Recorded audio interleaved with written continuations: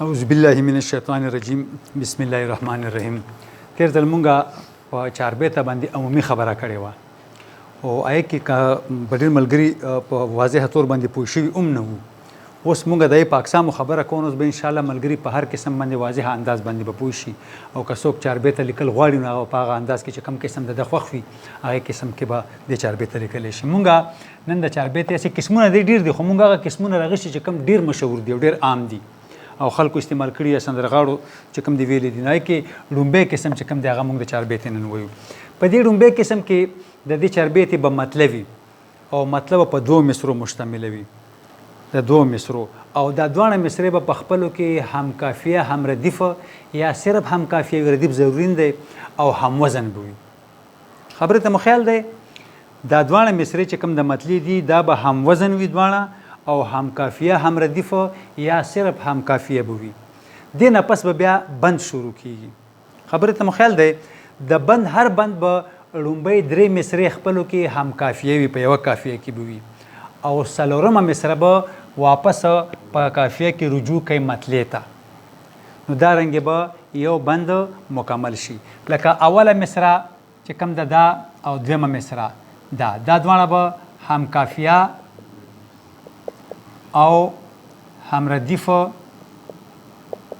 او هم وزن به وي. ټیک شو؟ دا به هم وزن وي دواړه مصرې. دې نه پس به چې کوم دی پوه شي بند شروع کیږي. د دې بند په څلورو مصرو مشتمل دی، یعنی په هر بند کې به څلور مصرې وي که نه. بند کې به څو مصرې وي؟ څلور مصرې به وي که نه.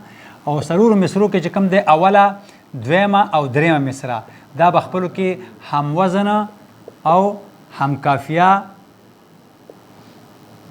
او هم ردیف وي. ردیف نه وي ضروري ده، تاسو په دې خبره پوهېږئ که نه ټول دغه هم ردیف به وي. ټیک شو؟ دا او څلورمه مصره چې کومه ده دا به بیا واپس رجوع کوي څه ته؟ دا به مطلع ته رجوع کوي واپس په کافیه کې. په کافیه کې به مطلع ته رجوع کوي او په وزن بهر کې به مطلع ته رجوع کوي. دې وزن به هم د هغې برابر وي چې مطلب وي او د هغه به هم د دې برابر وي. داسې به یو بند مکمل شي. دې خبره ته هم خیال دی؟ ډېر اسانه دی په لومبۍ قسم. خو دې کې یوه نقطه ده او هغه دا ده چې هغې ته مونږ د چاربیتې خاصیت ویلی شو او دا تقریبا که په هره چاربیته کې دا مونږ استعمال کې راولو دا ډېره ښه خبره ده. هغې کې بنیادي وجه دا ده چې کله مطلع د مطلع دویمه مصره دا چې کومه ده نو دې چې کوم لومبۍ الفاظ دي یو لفظ دوه لفظه یا درې لفظه دا شاعر د اختیار دی. دا به د اول بند یا د بند شروع د اولې مصرې به دې نه کوي.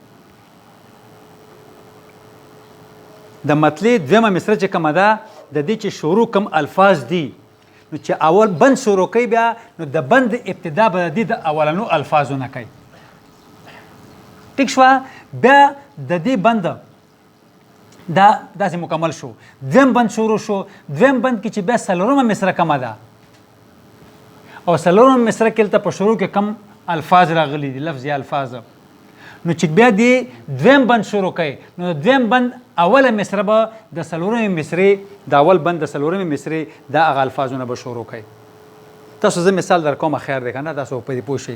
بیا علی ترتیبه د دویم بند څلورمه مصره چې کوم د څلورمې مصرې د اول الفاظ دي دا د څلورمې مصرې شروع الفاظ دا به د درېمې مصرې د درېم بند بخښنه غواړم درېم بند په اوله مصره کې به دا راوړي، دلته نه به شروع کوي لګي.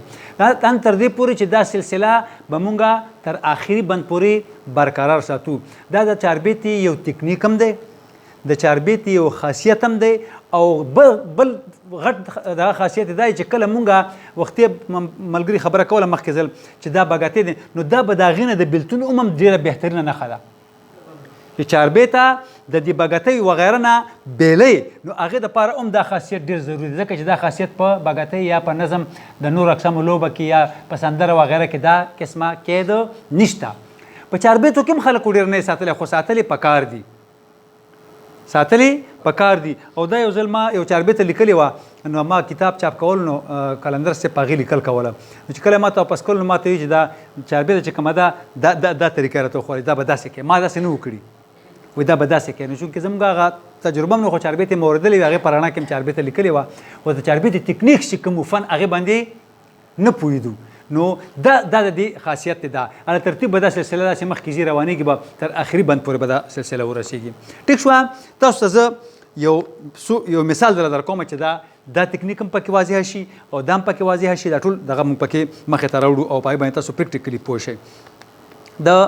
دغه یو چاربیته دا د محمدین چې څوک به پیدا نشي د فرهاد او شیرینې پشان، څوک به پیدا نشي د فرهاد او شیرینې پشان، یو ځای به څوک نشي د آدم او درخانې پشان. دا مطلب ده.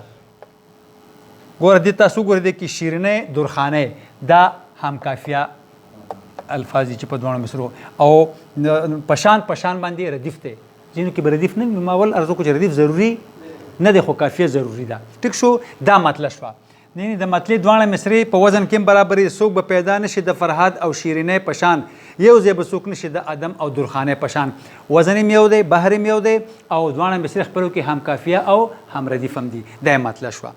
اوس اول بند چې شروع کړي تاسو چې ما دا ټیکنیکس ښودي وو چې د دویم مصرې به اول چې کوم الفاظ راځي دا به د اولې مصرې شروع به دې الفاظونه کېږي که نه. چې تاسو ګورئ دلته دویم مصرې چې یو ځای به څوک نشي د آدم او درخانې پشان، نو چې اول بند شروع کېږي د اول بند اوله مصره داسې چې یو ځای به څوک نشي لکه او عاشق فرهاد، یو ځای به څوک نشي. هغه الفاظ چې کوم د دویم مصرې وو یو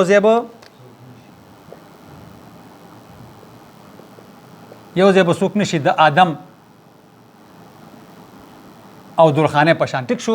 ولته کې دا اولې مصرې دې ځای نه یو ځای به څوک نشي، دې ځای نه داخلي لګي چې یو ځای به څوک نشي لکه او عاشق فرهاد.